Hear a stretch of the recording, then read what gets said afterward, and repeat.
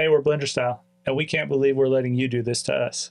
On today's episode, Static X, Wisconsin Death Trip, released in 1999. Cheers, fellers. Cheers, gentlemen. Wait, what are Cheers. they doing to us, though? I don't... This.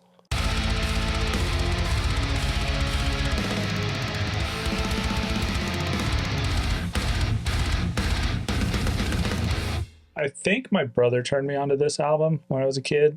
Which brother? Curtis. Okay.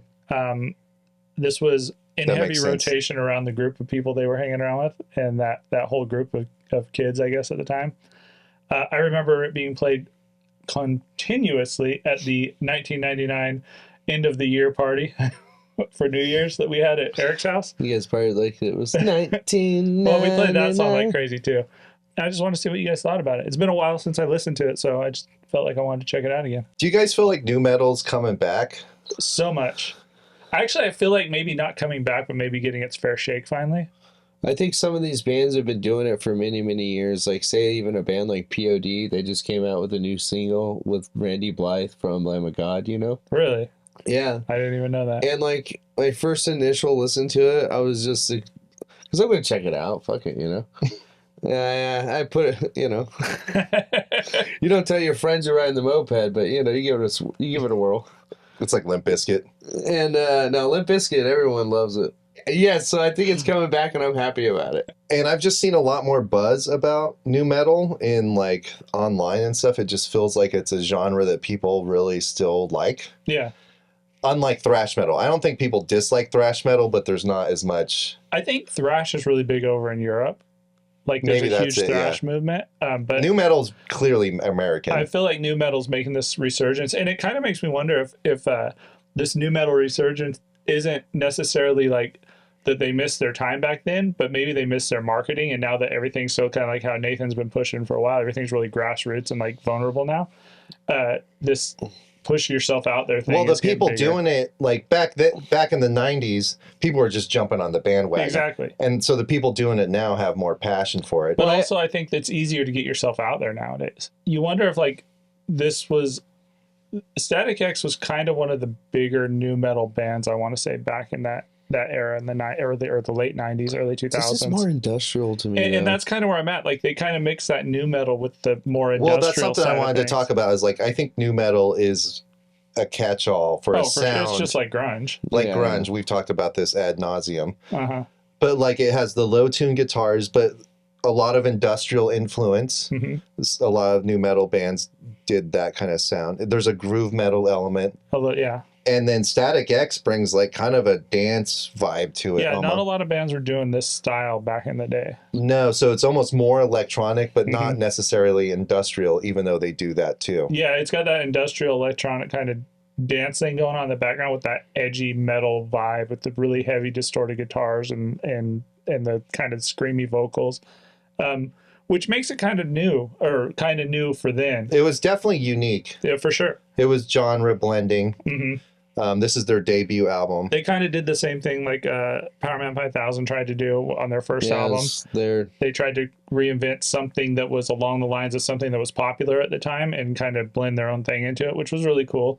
There wasn't a lot of new stuff at the time coming out. Like you said, everything was coming out of the grunge thing where there was that catch-all, and then everything jumped into this like new metal phase where everything was a catch-all and everything was grouped into it, and everybody kind of sounded the same. I think people were just starting to play with more electronics and industrial sounds. Well, it became more accessible. We had Nine Inch Nails. It was like a big band, you know. Yeah. So like, I definitely think like I read that, you know, I had no idea, but like Billy Corgan actually introduced these guys. Oh, really? Yeah, so drummer Wayne and- Static and Billy Corgan like jammed together. Okay, and so around How this fucking time, rad is that? Yeah.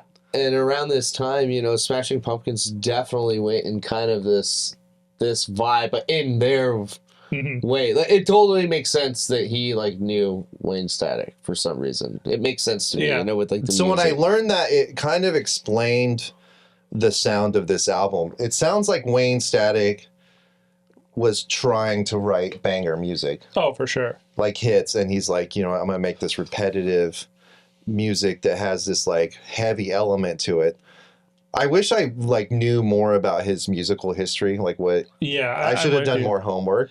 Well, I feel like I kind of tried to research Static X, or not necessarily Static X, but Wayne Static, and there's not a lot to find. Like, I didn't know about him being introduced. I knew he had played with Billy Corgan. I read that and I was kind of amazed, but I didn't know Billy Corgan had That's all I introduced him know too. It's just that statement. Yeah. Yeah, Virgin Records. That's crazy. Fucking 90s, bro. Yeah. Yeah. Shit was.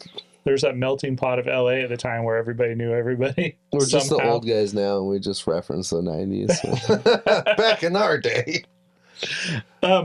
So there's like this really high energy from the time this album starts off, that kind of carries through the whole thing. But then it gets to these kind of weird draggy parts that kind of bug me on it. So when this first came out, this was dog shit to me. This guy with his haircut and this fucking music. Yeah, like the vertical I like hair. new metal and stuff, but like when I heard this shit, like at first glance, first listen, I was like, I didn't like it, you know? Uh-huh. And the kids that liked it weren't even like, we didn't vibe, you know what I mean? They were like Static X, and I was like... Yeah. But a couple years ago, I listened to this record, and like I kind of changed my mind about it. You know what I mean? And then I've changed my mind again. Sorry to go off rails, but fine. go back to what you were saying. So I think it's is it Love Dump? Yeah. The intro to it. I can't believe I'm letting you do this to me. And then it kind of like carries on and kind of drags, but then it picks up. So like there's this weird transition of like highs and lows throughout a lot of the songs, like as far as tempo and flow goes, which kind of bugs me. I agree with you 100%. And I caught it's like the same rhythm almost. And I caught myself like after listening to it, like coming back to it, I haven't listened to it for a long time. I was like, oh man, I forgot how good this was. But then after listening to it like 3 or 4 times, I was kind of like, gets real repetitive. yeah, I'm like, okay, I've it's done the same riffs. Yeah, it's the same thing, and it's the same. The Bled for Dave's riff over and over again. The choruses, he sings the choruses like. He does this, you know, like his choruses are very much the same. So I agree with you. I was like, Push It is a banger, dude. I'm As Stupid is a banger. Bled for Days, banger. So Bled for Days, is that Love Dump? Love Dump's a good song, is where it takes a shit, but dude. it's good. It ends on a good note. Like, it ends good, but to me, the beginning of it kind of just like, okay, get to the point, get to the point. What is he even singing about, dude? Taking a shit on somebody's chest. Is it? I don't know. I thought that, dude, is like this. I wouldn't put it past it. But Bled for Days is about. He got the Steve fucking job, dude. Whatever the Steamy Cleveland. Steamy. The Bakersfield Chalupa. Look that up on Urban Dictionary. I also love Fix. That's a great song. I do not like Fix. Yeah. I feel like Nathan said, that the vocal thing, it's very samey, but at the same time, his vocal style is really cool. I love how much energy he puts behind it, and I love the distortion on his voice that he's able to produce. That's the highlight of this band, especially on I'm Was Stupid, when he's like, ba, ba, ba, ba, ba, ba, ba, ba, ba, ooh. Yeah. Everyone knows these are all catchy songs. And that's the thing. Like, these were all, they feel like they were all produced, like you said, to be ground into your head so they get stuck there and you're stuck. It sounds like cocaine in LA. You know what I mean? Well, I mean, he was a lot of cocaine in LA. I kind of like some of these fall off songs though. Like it does fall off after, I believe, Love Dump. Love Dump, I don't. That's where it takes a shit for me. What's your favorite track on this? I kind of like a shorter, weirder song stem. And what's crazy is I looked, I did research on this, and they sample Begotten, horror, funky ass, weird horror flick. Oh my god, here he goes with his horror. But anyways, I'm not going to go into it. So that just made me like, oh, that's awesome. Yeah. You know what I mean? Maybe like it more. That's how you and Sanguisuga Bog, dude, bonded, is over your love of fucking horror movies. Yeah. So Stam is your favorite, Casey? I don't know that I necessarily have a favorite. Fix kind of stands out to me just because it's got that rapid pace vocal thing going on. How about Wisconsin Death Trip that has that like chirpy sound? That's actually really good. Yeah. I really like that song too. I mean, there's a lot of good songs. So I heard that they actually, for the drums, they wanted it to sound electronic, but they didn't want to use electronic drums. So they actually used like, I think, wood and like different It sounds things. like electronic drums through the whole thing. Yeah. That's kind of cool. Yeah, so it does sound electronic. I knew it was real drums, or just from like reading about it, but I didn't know that they were trying to make it sound electronic. So the repetitiveness, though, it's like kind of what he's going for, right? Because like you were bringing it up, it's like the dance, like it's annoying as shit. But it also we all know all these songs. This was music that back in the day could be played at the club or at the metal bar. And that's my only, like, that's my big takeaway. That's my beef of it. No, that's like my favorite thing about this is like, at least if I'm out. Yeah. And they play bad music, it might be Static X. Yeah, you know, yeah. Because this is kind of bad. I'm going to be honest, guys. This is annoying as shit. This is what I love about Static X is it proves that nu metal is kind of genre-less. And it proves that you don't need to be good at guitar to make a good band. Yeah, well, so I also the guitar playing, there's like no like riffs. It's just, this is like wannabe Sepultura. You know when like Max just plays the same like open, and you know what's funny is people complain about Slayer doing this, but this guy's doing nothing. Oh yeah, Fear Factory puts this shit to shame, bro. Oh dude, so it's like the same. Kind of not wanting to bring them up because I kind of don't want them to be like.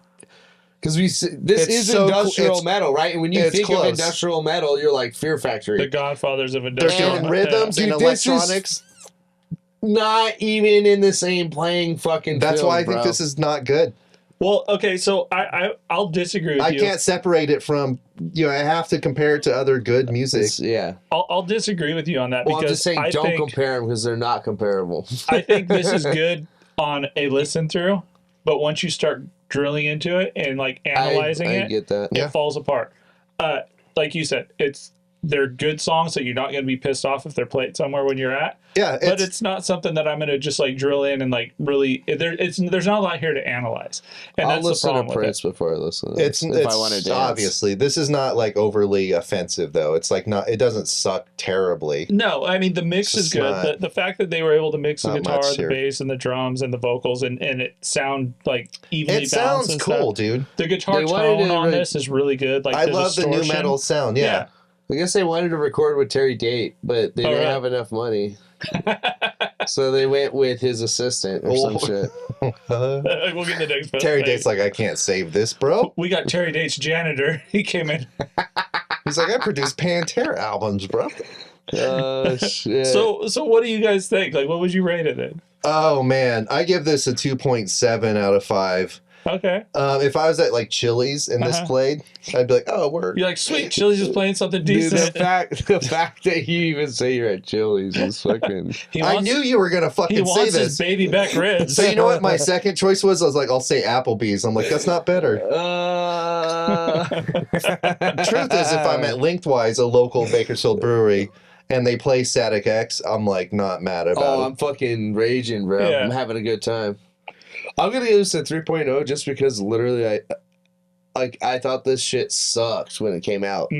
And the fact that I even got the 3 or 4 songs that I like out of it, I'm gonna give it that. It's enjoyable. It's timeless. Yeah. So I gave it a 3.6 out of 5. I feel like when it came out, I felt like it was really good, but at the same time, I was really drunk all the time. And now listening back to it, it starts to fall apart. But that's my thing. So I feel like when this came out, it kind of stood out and it was something new at the time. But then going back to it, to me, it just doesn't hold up as well as it did. It's great for a once or twice listen through, but once you start really drilling into it and paying attention to it, it does kind of fall apart. Yeah, that's what kind of sucks sometimes about the show, right? Like you got to pick shit apart. Yeah, or something you might love, you listen to again, and you're like, yeah, I don't know. It's happened lots of times. Yeah. Or you just think an album's a banger, right? You're like, you haven't listened to it in forever. You're like, banger. And then you go and you review it, and you're like, oh. Casey, what's one of the albums that you thought was a banger, but we reviewed it and you didn't like it? If you want to find that out, you got to subscribe and watch. We're Blenderstyle. That was Static X, Wisconsin Death Trip. See you on the next one. Like, subscribe, find out what songs or albums we don't like. When's it my turn to talk?